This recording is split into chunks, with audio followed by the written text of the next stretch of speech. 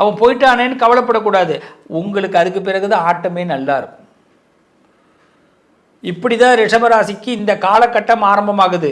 இந்த சனி பெயர்ச்சி நடந்திருக்கு, அடுத்து குரு பெயர்ச்சி அதிசாரத்துக்கு வராரு, இதுக்கு அடுத்து குரு பெயர்ச்சி நடந்து அடுத்து குரு பெயர்ச்சி அதிசாரத்துக்கு வராரு, ராகு பெயர்ச்சி நவம்பரில் நடக்க போகுது. அப்போ இவ்வளோ கிரகங்களுடைய தன்மைகள்லாம் நல்லா வரும் பொழுது இப்போ ரிஷபராசிக்காரர்களுக்கு இந்த பிறவி பயன் இந்த பிரபஞ்சம் கொடுக்க போகுது, இந்த உலகம் கொடுக்க போகுது, நல்லதை கொடுக்க போகுது. உங்கள் கனவுகள் நிறைவேற போகுதுங்க. உண்மை அதாங்க, கனவு நிறைவேற போகுது. இடையில கொஞ்சம் பயமுறுத்திட்டார் கடவுள். இடையில கொஞ்சம் என்ன பண்ணிட்டாரு, பயமுறுத்திட்டார். பயந்துட்டீங்கன்னு கூட சொல்லலாம், இதுதான் உண்மை, வெளியில் காட்டிக்க முடியாது. நமக்கு கொஞ்சம் பயந்துட்டோம், இது உண்மையான வார்த்தை.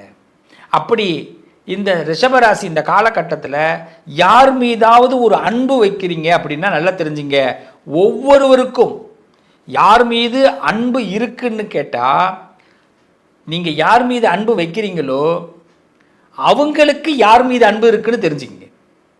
அப்போ தான் உங்கள் குடும்பத்தில் உள்ள பிரச்சனைகளை நீங்கள் சரி பண்ண முடியும். அவங்க என்ன ஆசைப்படுறாங்கன்னு தெரிஞ்சுங்க. அப்போ தான் உங்கள் குடும்பத்தில் உள்ள பிரச்சனைகளை சரி பண்ண முடியும். அப்போ தான் இந்த பிரபஞ்சம் கொடுக்குற பிறவி யோகத்தை அடைய முடியும்.